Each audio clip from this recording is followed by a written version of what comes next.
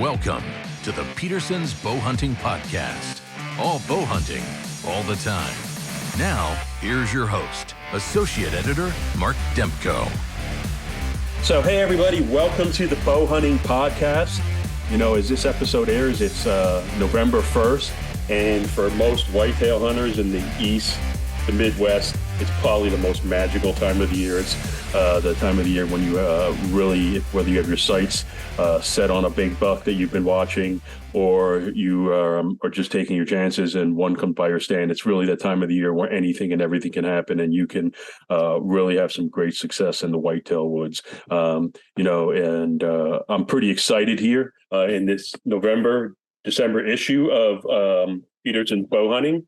We had some of the top bucks taken in North America last year. And I have one of the gentlemen who took a massive buck on with us today. Zach Meadows, welcome to the Bowhunting Podcast. And you have your copy as well. Got it. Thanks for joining us to share your story on an incredible deer. You've taken one of the, it's got to be one of the top non-typicals ever taken in the Sooner State. Yeah. I think we got it on November 3rd, I think, last year. So, yeah, definitely been the highlight of my whitetail hunting career. Yeah, and this buck you'd actually seen 2 years prior, but to give everybody a little bit of a lowdown, this buck was a 196 and 6/8, and I think it was a 17 pointer. You had seen it 1 or 2 years prior, and then it disappeared for a while, and then you started to see it again last year. And again, you took it on November 3rd. But let's talk about the story of this buck. It actually starts, I'm going to have you jump way back.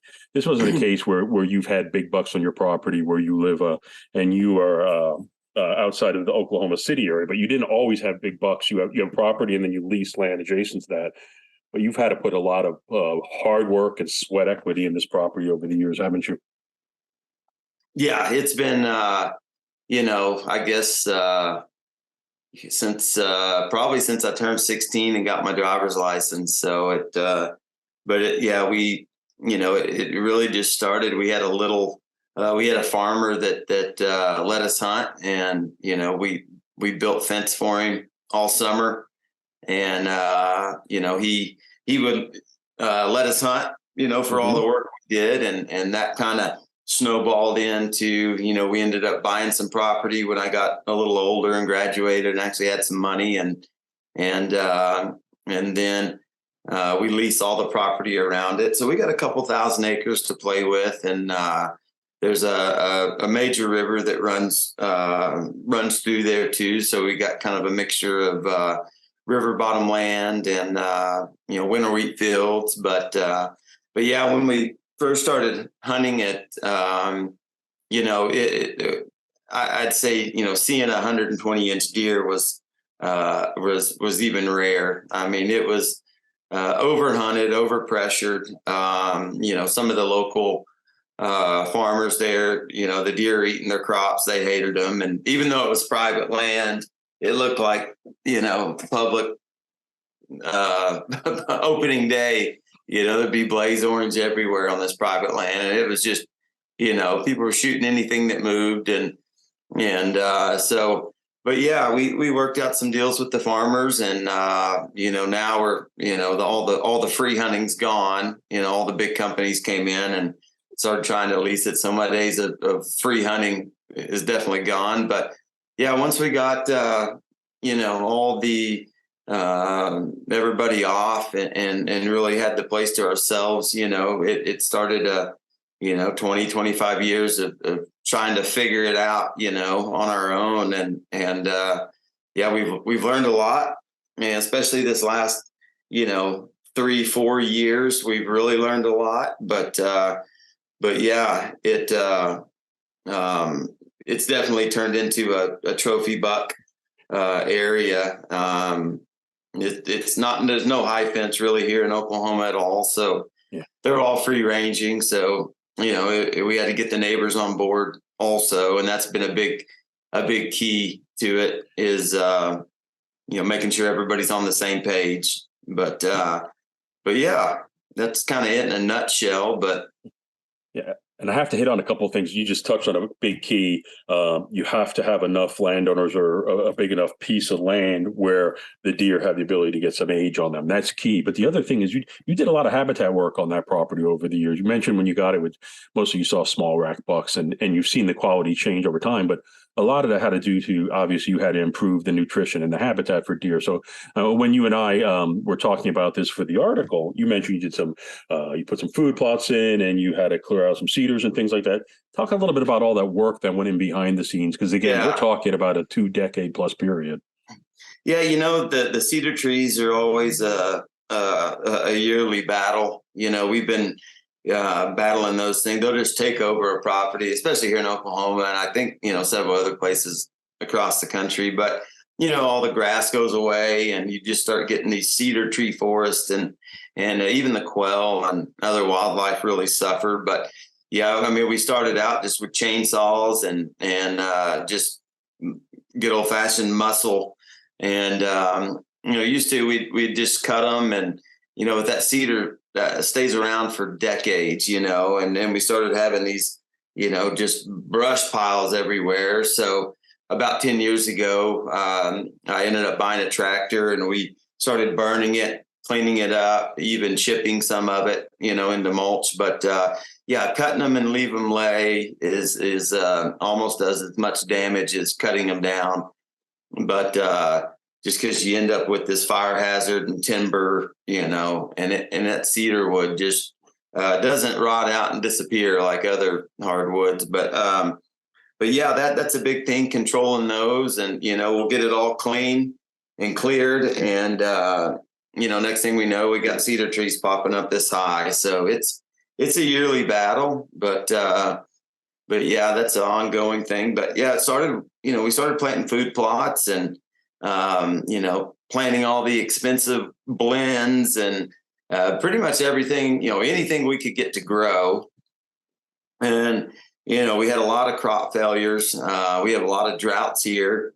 Yeah. And at somewhere along the way, we started sending soil samples off to the university, Oklahoma State University has a great program. So that kind of led into, planting some different things and trying, some lime and getting the pH right. And, that really helped when we had those droughts. If our soil conditions were good, they could take a little more drought.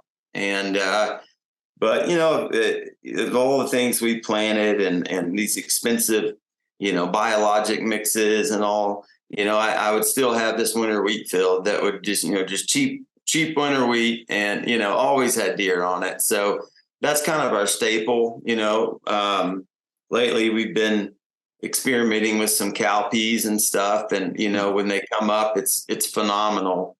But yeah, the food plots have been pretty key, and how we hunted them 10 years ago was just, we had a stand in the middle of it, and by the time halfway through the deer season, the food plot was pretty useless, because we had already spooked them out.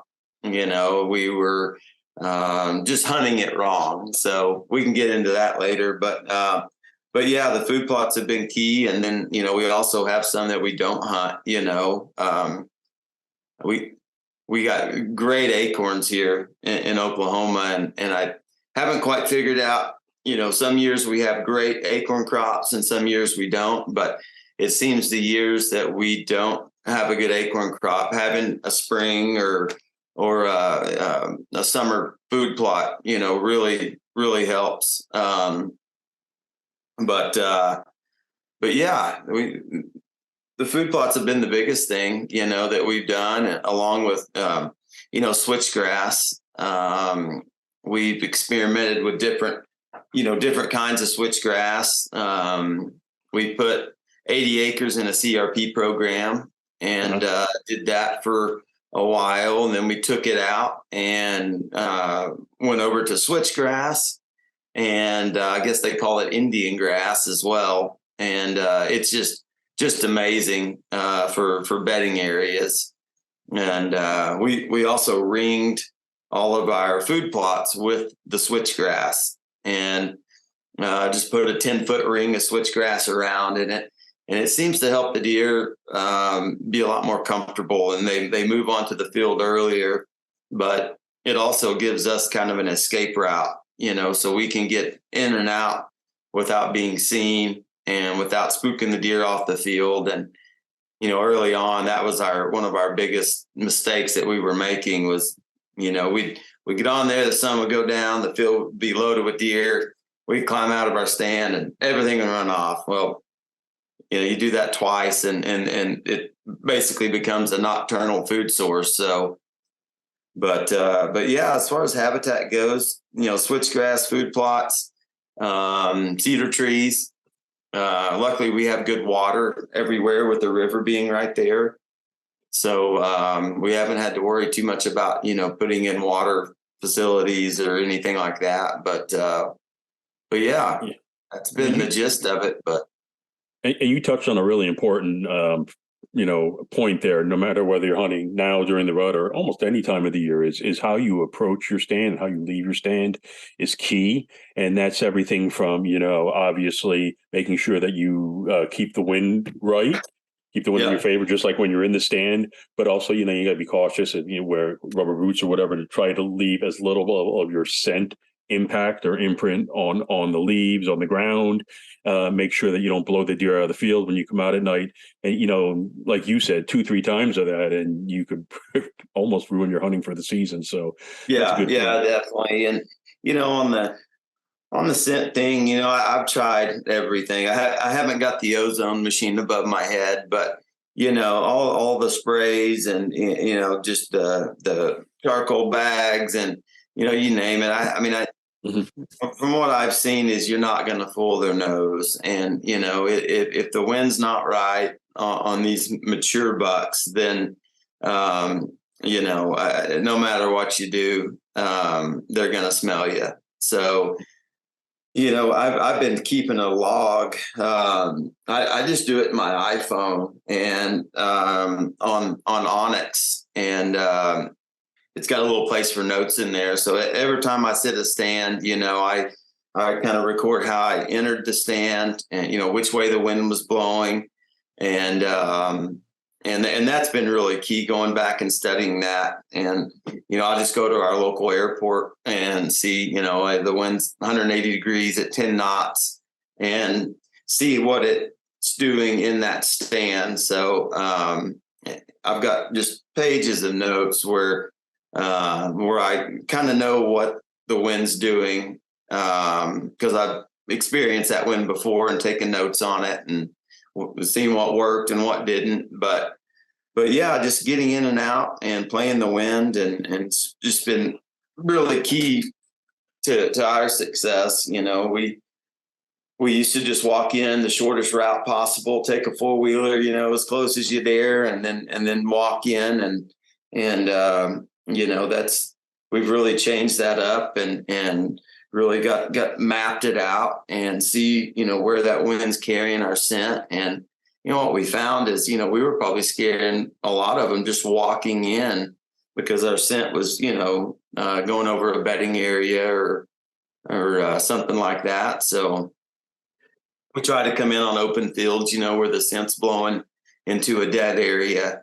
Like over a pond or an open field or, it's probably not always the shortest and easiest route, but yeah, it makes a huge difference. Yeah. Now you talked about trying to fool older, mature whitetails and how important it is to make sure that you don't blow that opportunity.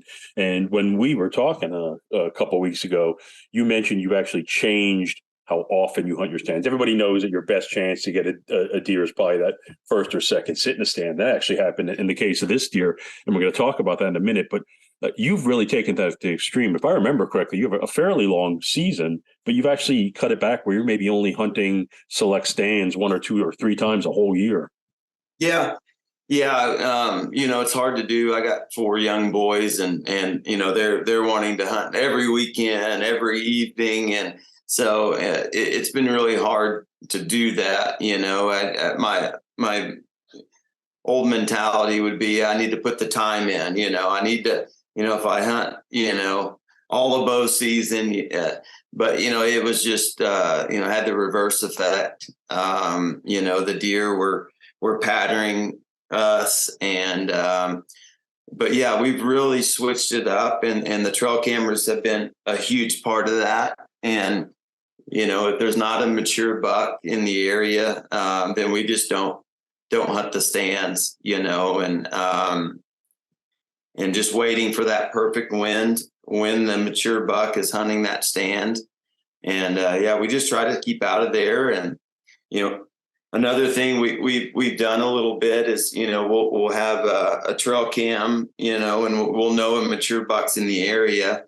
Well, we'll go set another one 100 yards away and compare the pictures and try to determine is he coming this way or is he going that way. And that really, dictates which way we come in. And, but yeah, we try to stay out of there just as much as possible. And we have some areas we don't even hunt. We just kind of leave it as a sanctuary. And, it's very tempting to go put a stand up in the middle of it. But, I think that's why, we have all the deer on us and our neighbors don't, so. Yeah. Well, let's talk about this massive buck you got last year. And I don't know if you gave the deer a nickname or not, but let's talk about when did you first see the deer and how did that story sort of evolve over the past couple of years?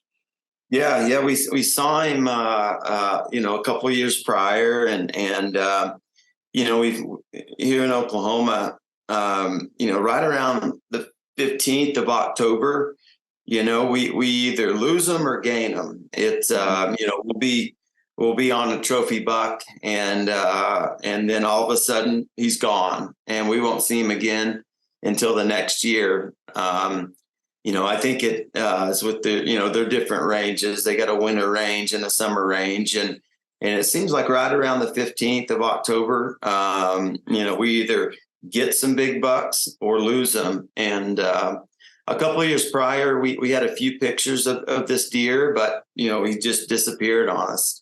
And then I guess last year, right around the, that transition period, for some reason he moved back, his fall range was on us this time.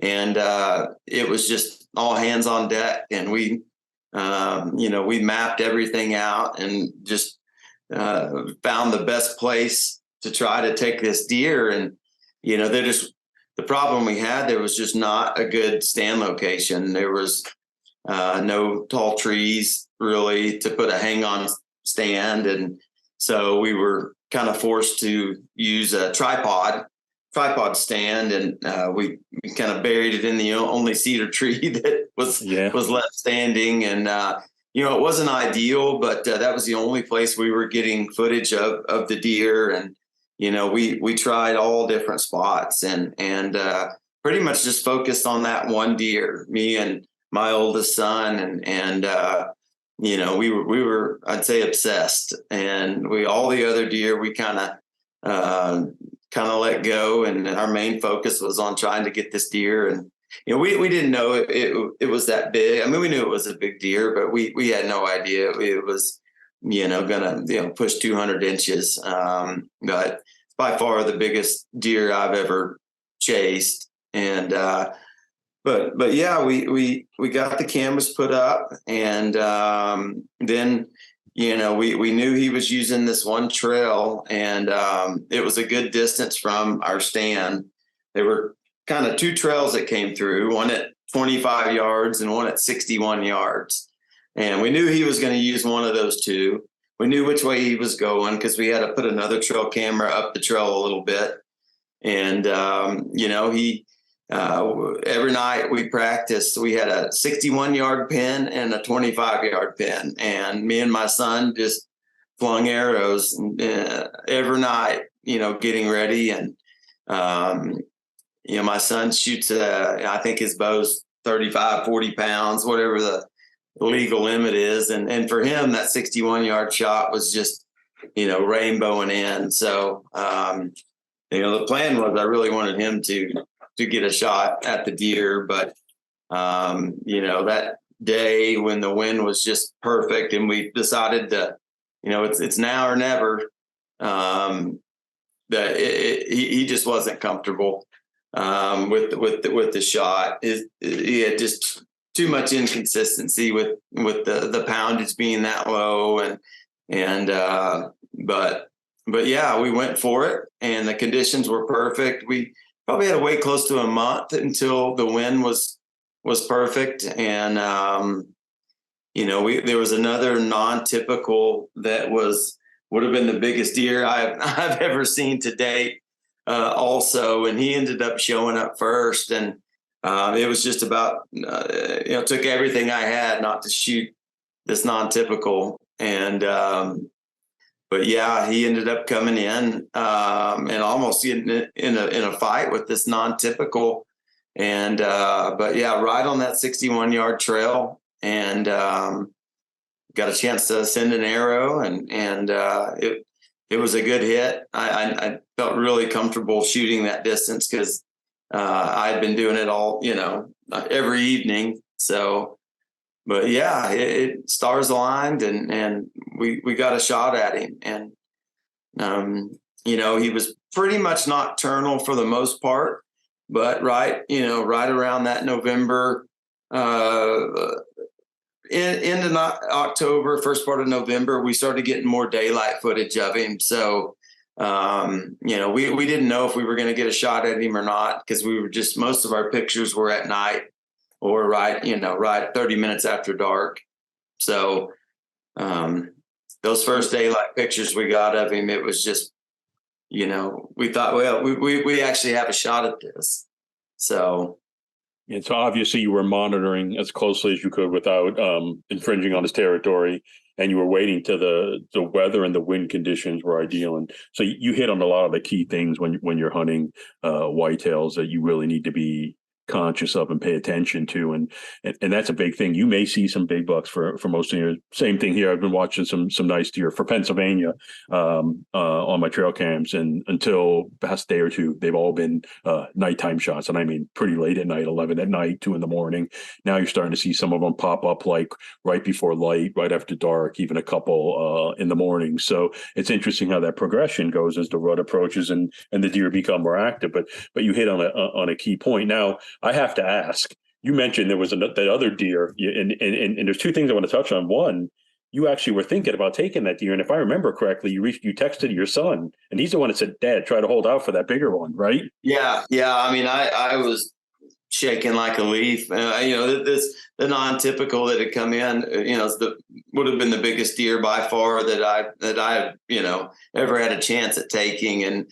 I was this close to doing it. Yeah, I just shot a text out to my son, and we called him Junk.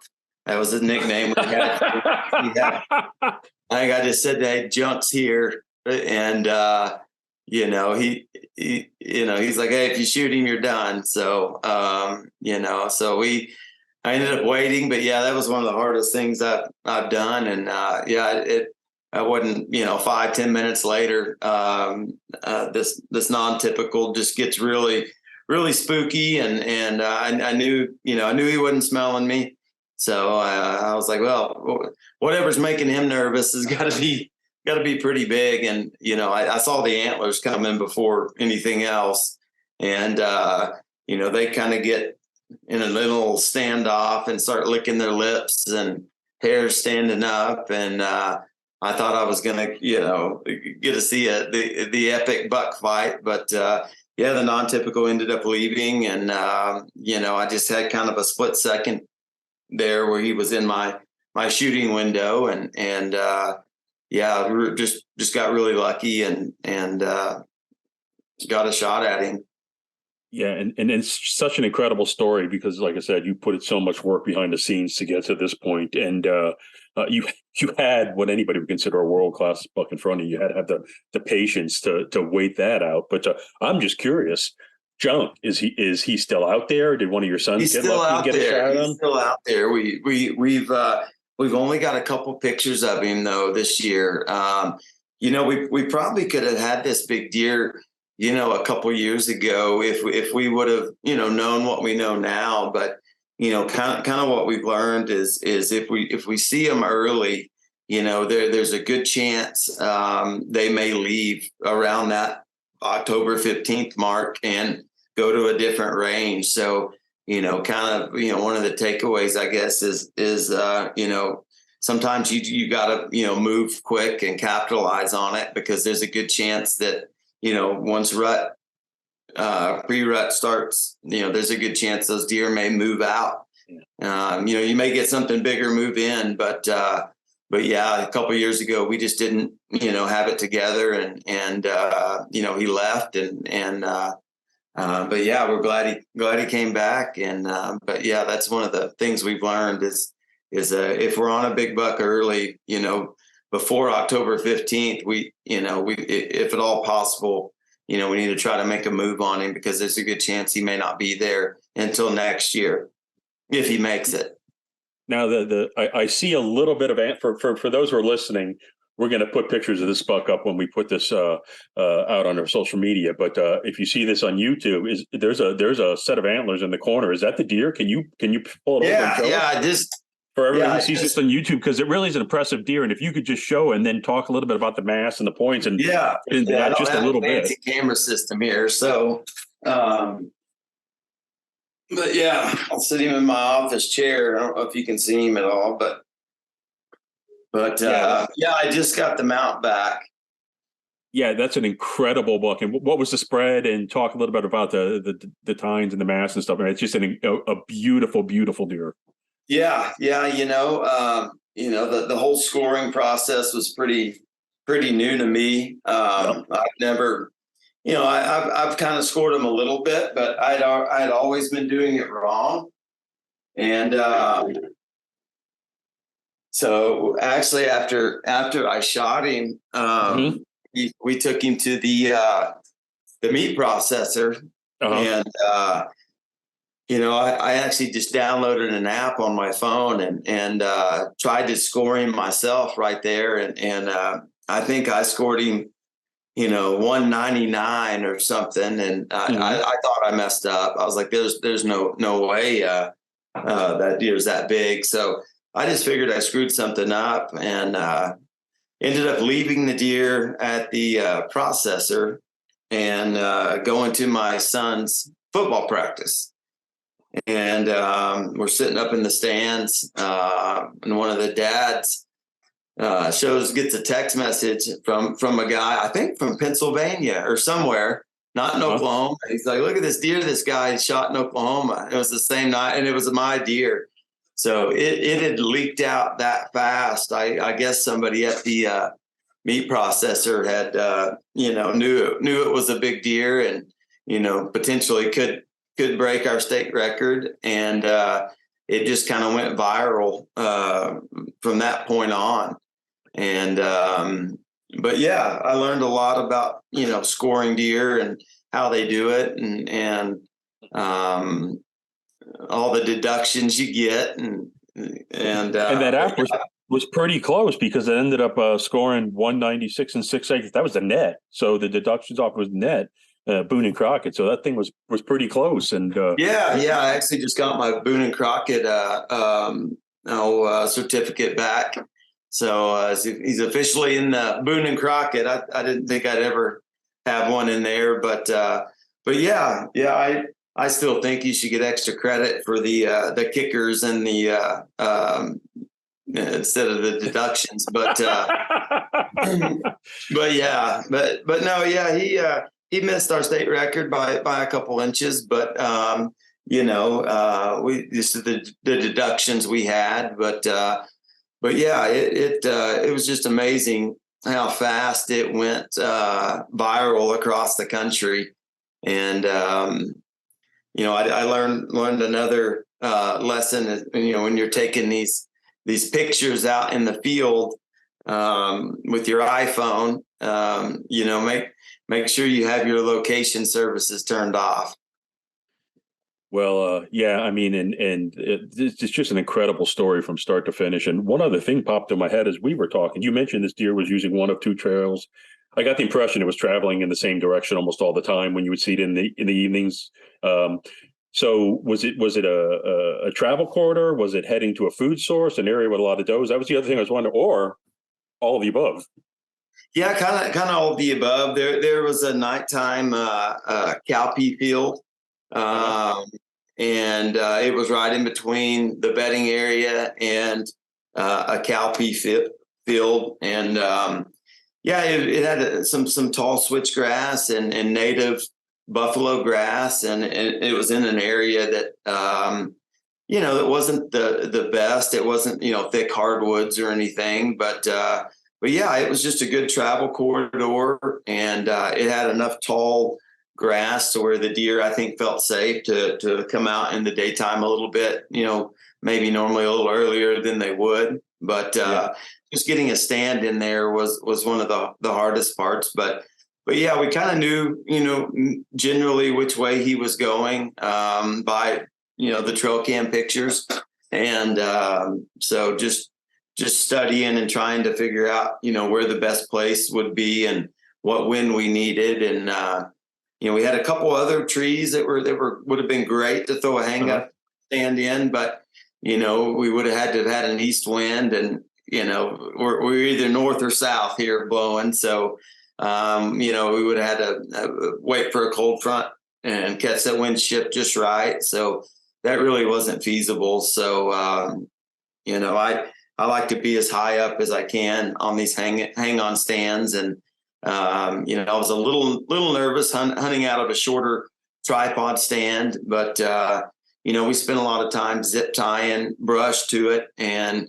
making sure we had a good backdrop where we weren't sticking out. And, that was one of the only times we actually went into that area, was to put the stand up, put an extra trail camera up, and, then, we pretty much stayed out of the area and waited for the wind. Yeah. Now we've talked about a lot of stuff that comes into play when you're deer hunting. We talked about the weather. You mentioned something very early on in the conversation, which I wanted to bring up again. That's keeping a log. I do the same thing. I'll jot down the weather conditions, what I saw, which way the wind was blowing, all that good stuff. And you can look back and, well, we know that the different deer move different ways at different times of the year, every year. That can give you a little bit of a historical perspective. So that's huge, keeping notes or keeping a log, your approach to and from the stand. You can really change things up in how you've hunted these property over the past 3 or 4 years. You said, you have any other tips you would share as far as hunting the ruts, things that have really become important to you in the last couple of years that you can think make a difference in enhancing the chances of success? Yeah, just keeping that log. I also do a reminder on my, it's so easy on your iPhone, and I hit the repeat every year button. And so on that date, I put what we saw. If it was if we saw a big deer or a lot of activity, and so every year, when it gets close to rut, I got all these reminders that repeat yearly, and 2016, just.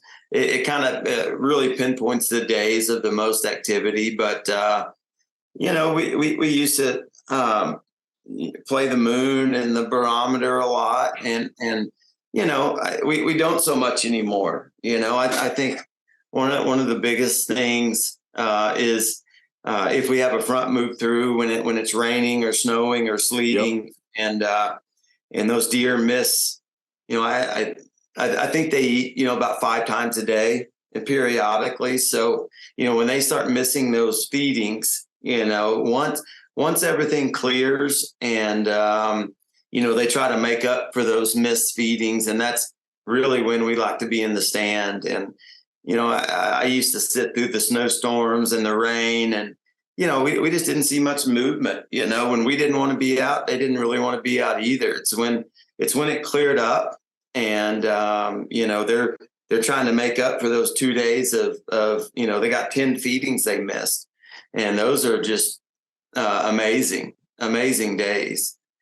But yeah, that's really what we key in on now, instead of, hunting the moon and the barometer so much. It's just more weather and than anything. And I agree with you. And obviously, you know, a lot of hunters follow that right before a front comes in, or certainly after a front, especially if it's a snowstorm, right when that ends. It can be amazing deer hunting. But I have to go back to one thing you mentioned, and that's the phone reminders, because you personally, that's the first time I've ever, I think it's ingenious. First time I've ever heard anybody say that to me. Now we know that it's going to change from year to year, but you find those reminders somewhat decent indicators, at least to start paying attention to everything. It's amazing. You know, I'll actually get them sitting in my stand, and it's amazing how accurate they are from year to year. And I've been doing it, for an easy 10 years, keeping detailed notes. But yeah, it's amazing how accurate they are year to year. And we plan our hunts around it. I'll go pull up all my reminders and the notes that we kept in Onyx, and we just kind of put it all together with a good map. And and we change things up every year too. We try not to let the deer pattern us, so we'll see what works and what doesn't, and kind of move the stand a little bit, and another thing, that we have a lot of ravines and that lead into this river, and the thermals play a huge part in it also. That's something we kind of learned the hard way, and just because we got good wind and everything should be good, but in the evening we found when we were sitting on top of these ridges that if there's not much wind and everything's cooling off, our scent's just sinking down and swirling down through this ravine. And even though our wind direction's good, if it's a light wind, it seems like the thermals will overtake that and suck the scent down regardless of what the wind's doing, if it's not blowing hard. So, we take that into account also, and really try not to hunt those in the evening, and maybe we hunt them in the morning. So our scent's rising up and out. And, and another thing during the rut, I was always one of those guys, I'm going to sit all day, and I think that's great. I love sitting all day, but I just don't do it in the same stand anymore. I always think, the way on our place anyways, that some of these stands are good in the morning and some are good in the evening, and just sitting all day in one stand, you're kind of blowing one of those. So I'll actually switch stands, around noon or whatever, and try to get use my time better in an evening spot instead of, but yeah, I'm all for sitting all day, especially, after November 1st, when they're starting to, get into that seeking phase, but yeah, sitting all day is great if you can do it. Yeah, absolutely. Obviously, you can have a buck come cruising by at any point during the rut, but if you have a hot stand in the evening where deer are moving towards a food source or whatever, it makes a lot of sense. I have some spots here, and it's interesting. I hunt in areas of high population, urban, suburban areas, and there's stand sites I have, or trails where they'll only come through in the evening. You'll never see a deer come through in the daytime, but in the evening you can see them every single night. So just depends. You have to sort of custom tailor that to your situation and your setup. But I do have one last question for you. Do you have a deer you're looking to target this year? You already have something in mind, or something you want your kids to get? Yeah, we've kind of that non-typical. We're really trying to figure out. We're hoping right about now that he moves back in. But yeah, he's been our target kind of all year. He's pushing over 200 inches easily. Just kind of a Christmas tree rack with all kinds of. He's actually got kind of a main beam. Kind of looks like a drop tine, but it's about a foot long. And, I don't know if it was from an injury or what, but he's got one of the gnarliest racks we've ever seen. So, it's kind of good and bad. We're not seeing him right this minute. So, our motivation to go hunting is a little lower, but that's the one we're after. But yeah, we got some other 180s and stuff that we've aged, and they're still fairly young, so we're kind of letting them walk. But yeah, our deer that we're keying in on is that non-typical, and we're hoping here during the rut when they start chasing, that's when we're expecting he'll show back up again, and it's our best chance to get some pictures. But yeah, we're trying everything. Well, I want to congratulate you on last year's deer, a tremendous deer, once in a lifetime deer for everybody. Good luck to you and your family this year as you get out and start doing your bow hunting. And for everybody who's listening to the Bow Hunting Podcast, this is the time of the year. Get out, have fun, be safe, and shoot straight. Thanks, everybody, for listening to the Bow Hunting Podcast. Thanks for downloading the Petersen's Bow Hunting Podcast. All bow hunting, all the time. Pick up the latest issue of Petersen's Bow Hunting magazine on your local newsstand, or connect with us online at bowhuntingmag.com.